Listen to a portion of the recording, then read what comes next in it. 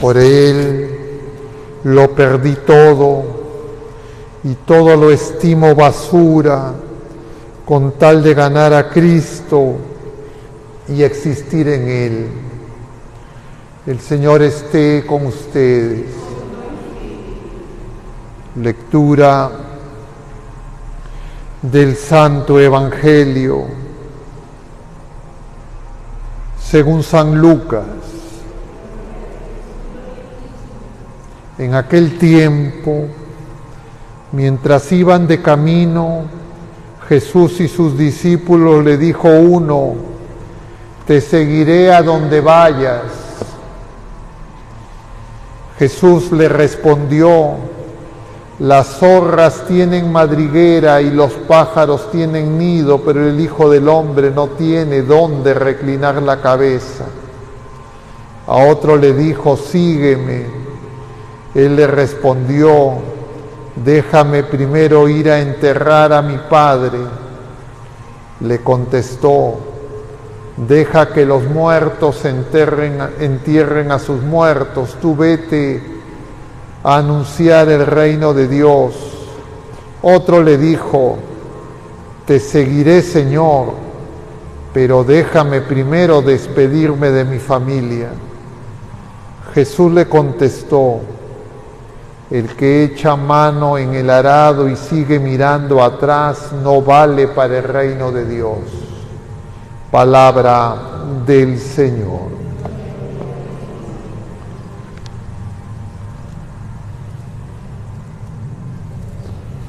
Muy queridos hermanos, estamos en este miércoles de la 26ª semana del tiempo ordinario.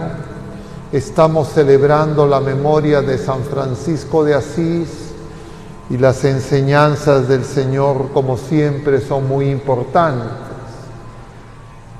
Y quisiera que nos demos cuenta que ha aparecido a partir del día lunes en el camino de fe que nosotros tenemos que vivir. Porque muchas veces estos pasajes los hemos escuchado muchas veces, pero no queremos escuchar al Señor y obedecerlo. Ese es nuestro problema. ¿Y qué tendríamos que decir? Cuando Jesús dice que toma la decisión determinada, como decía ayer en el Evangelio, capítulo 9, de ir a Jerusalén, es decir, Jesús está yendo a morir. Nosotros vamos siguiendo a Jesucristo también a morir. Eso significa que para morir hay que dejar cosas. Pero la gente quiere seguir a Jesús acumulando cosas, teniendo control sobre las cosas. Y su oración es que no me falte esto, que tenga esto, que más dinero, que quiero hacer aquí, que quiero hacer allá. Eso no es seguir a Jesús. Tiene que haber conversión, porque si no uno se la puede pasar año tras año, caliente el asiento y no seguimos a Jesús. Es decir, el Señor pide radicalidad. Y claro, esa radicalidad implica amar a Dios. Si nosotros no amamos a Jesucristo sobre todas las cosas, no vamos a estar dispuestos a dejar todo por Él. Y eso lo vivió San Francisco de Asís. En algún momento nosotros lo tenemos que vivir. Pero si las personas se están preguntando, mi salud, que todo me vaya bien, que aquí, que allá, no estoy yo abriendo el corazón. ¿Por qué hacemos eso? ¿Por qué, diríamos, no abrimos el corazón al Señor? ¿Por qué no amamos? Por el egoísmo y la soberbia que hace que nos amemos más a nosotros mismos que a Dios y que a los demás, por supuesto, y que nos engaña haciéndonos creer que nosotros sabemos mejor y más que Dios qué es lo mejor para nosotros. Y entonces se enfrenta nuestra voluntad que cree saber lo que nos conviene, lo que necesitamos, y lo que nos pide el Señor que nos parece muy exagerado. Pero si nosotros, claro, vemos en el conjunto del Evangelio, vemos la obra de Jesucristo, vemos lo que pasó en el Calvario, nosotros nos vamos a dar cuenta que el Señor es tan misericordioso que nos pide que dejemos todo porque Él nos va a dar más de lo que nosotros pedimos. Y nosotros por eso tenemos que abandonarnos en el Señor. Desear que se haga la voluntad de Dios antes que nuestra voluntad. Eso es tener intención recta. Hasta que no se llegue a ese punto, nosotros en realidad no estamos siguiendo al Señor. Eso le pasó a los apóstoles. Iban con el Señor, lo seguían muchos más, después se suman, llegan a Jerusalén y lo abandonan. Lo abandonan después de lo que ellos creen que es el triunfo, que es el Domingo de Ramos. Lo abandonan en el momento de la prueba y en el momento de la cruz. Y el Señor quiere que nosotros nos demos cuenta. Hemos venido diciendo ya desde la semana varias veces, desde la semana pasada, que eso es lo que vivió el pueblo de la Primera Alianza al regresar del exilio. Ellos fueron al exilio, perdieron todo, absolutamente todo para que se conviertan. La mayoría no se convirtió. La mayoría siguió igual que antes. No quisieron regresar a Jerusalén. Un grupo pequeño regresó a Jerusalén. Se le conoce como el resto de Israel. Regresaron a Jerusalén. Pero regresaron a Jerusalén aparentemente porque querían hacer la voluntad de Dios. Llegaron a Jerusalén y se olvidaron de Dios. Y entonces estamos viendo varios personajes en la primera lectura. Hoy vemos el libro de Nehemías.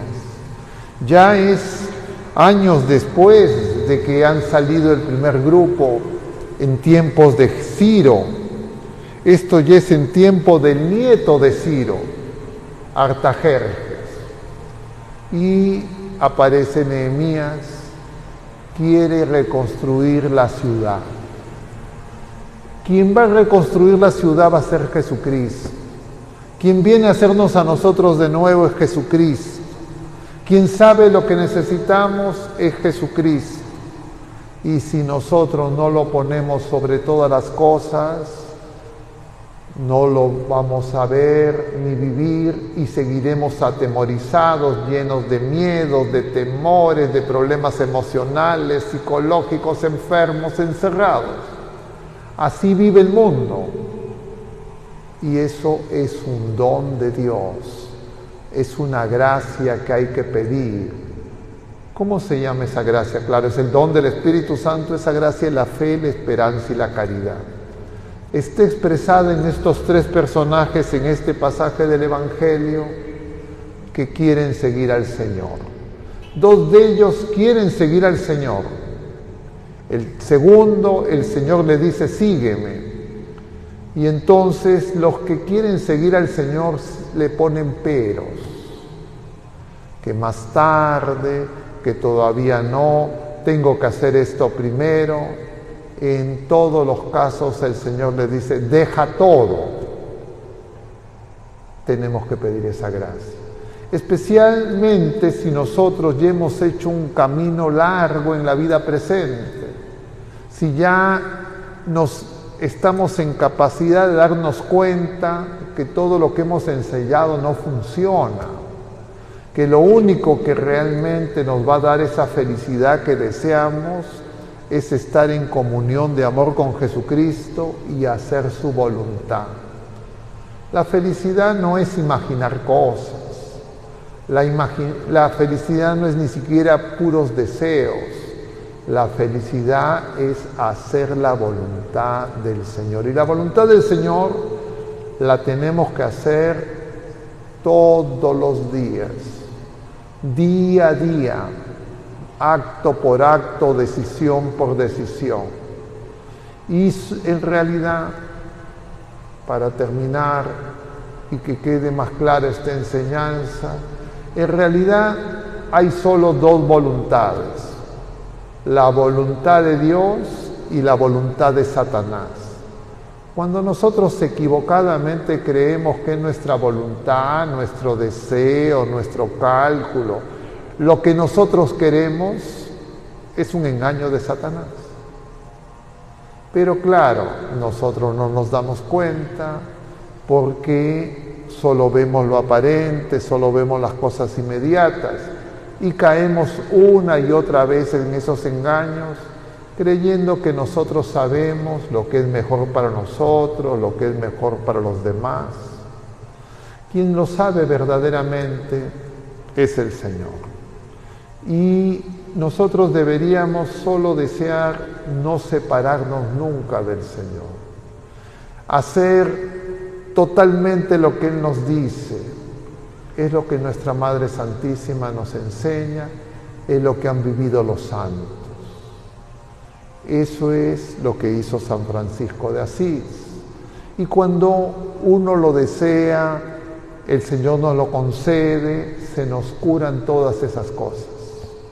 No hay otra cura, no hay el psicólogo, no hay la psicóloga, no hay qué tal medicamento.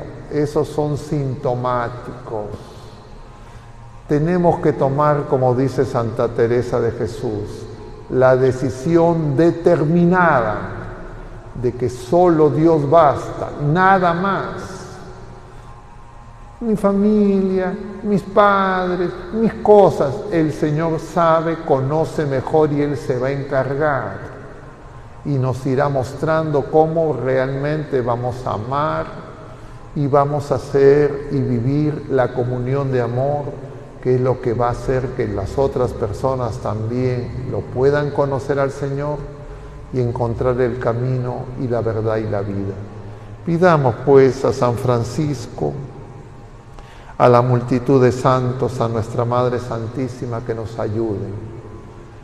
La bienaventuranza, la felicidad que nos propone el Señor no es la del mundo. Si es que alguien quiere algo del mundo, sea lo que sea, no es que lo necesito, no, desprendámonos de eso.